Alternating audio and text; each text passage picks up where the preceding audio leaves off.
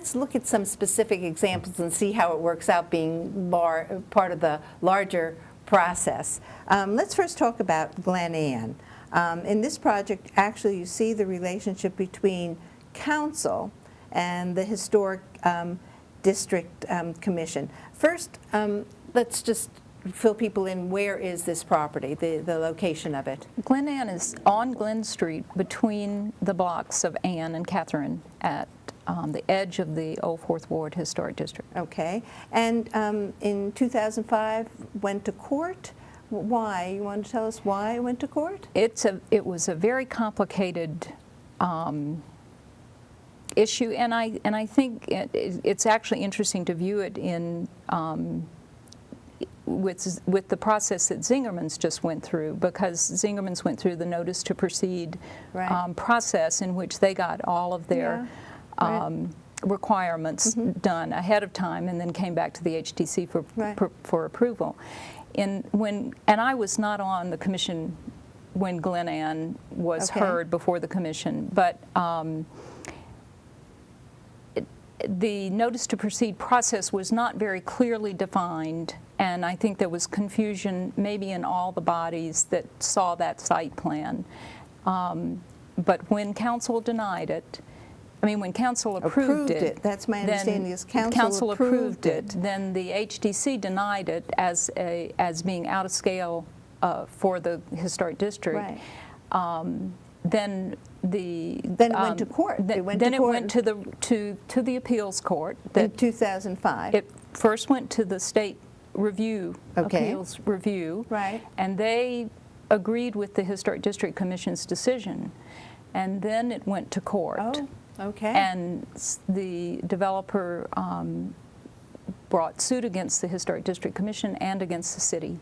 So the result of that was a consent judgment.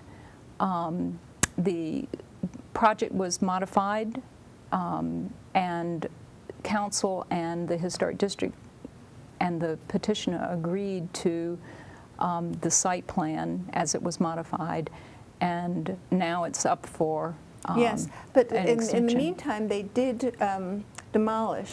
They did remove 2 houses that were part of the Historic District. Correct. Can you just tell us what consent, is it consent judgment or consent agreement? What is the correct term? It's a consent judgment. I think it's a legal judgment that says that these parties agree to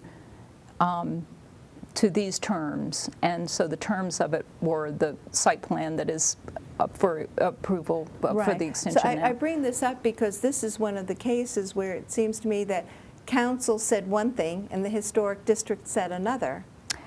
That's why I was and that's why I was asking about the political and the relationship. And so the historic district's decision trumped council's.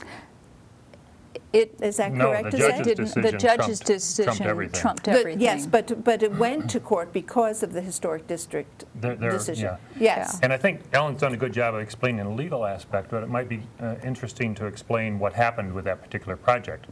And what had happened is they proposed a relatively tall building, I believe it's 10-story, a 10-story building in a historic district that is largely 2-story houses.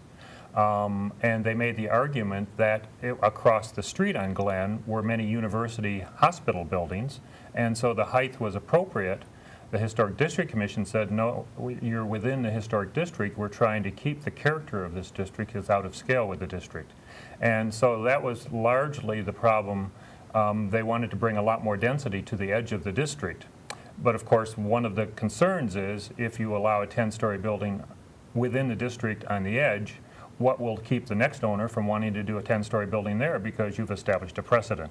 So I think the Historic District Commission was in an awkward place. They probably made the right decision, but the process continued on through the courts and ended up as Ellen explained it. And my understanding is that one story was taken off, the building. One story was taken off. Right, one story was taken off. And the facade was modified to have a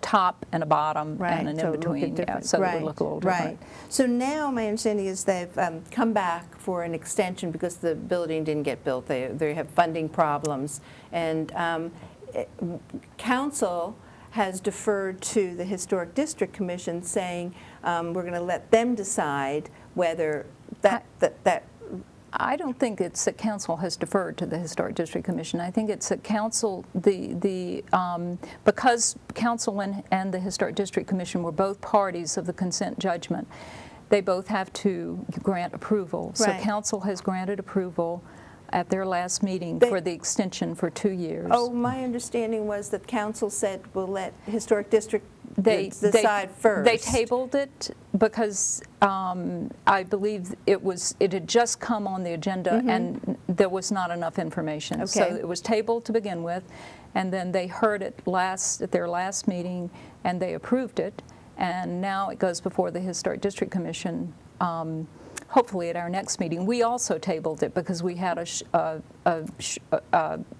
didn't have everyone there and we wanted a full commission there, so we hope that at the next meeting we'll have a full commission. Is that typical? Because it was an interesting discussion, which your program is televised, that some got back to the original issues of massing and size, and some said, no, that's not the issue now. I thought that was a very interesting discussion. So my question is it typical to postpone a vote when you don't have enough people there? Or is this a kind of a... No, it's not typical. I think we felt that it was an issue that needed a full commission, therefore. And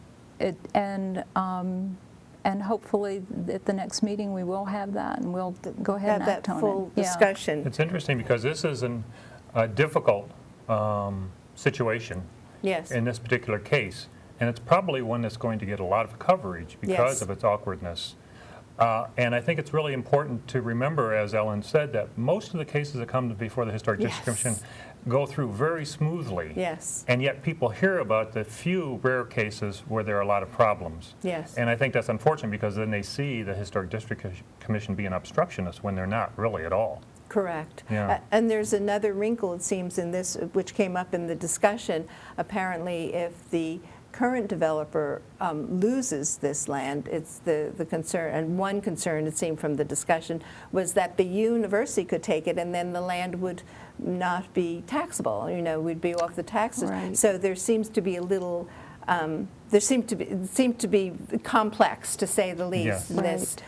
this decision. Yes. It is complex, and yet whether it's on the tax roll or not is not really something that we need to be considering or should consider. But it did come up. Tell us, when is your next meeting? Because you're aired live and people can watch it. We are. The next meeting is December. We are attempting to have a special meeting to act on this before November 30th, and that date is in flux, and I'm not sure what it will be, so I won't give you that. But our next regular meeting is December 16th. It's the second Thursday of December. Yes, thank you. Your I want example people to about the watch it. university is an interesting one, because there's another point that's relevant, and that is the Historic District Commission has no authority over university buildings, even if they're in a designated historic district, because it's a state university. They're not subject to any local regulations. And so, fortunately, the university, I think, is pretty sensitive to those things. But whenever they get converted to university use, then the city does lose the ability to review what's being done.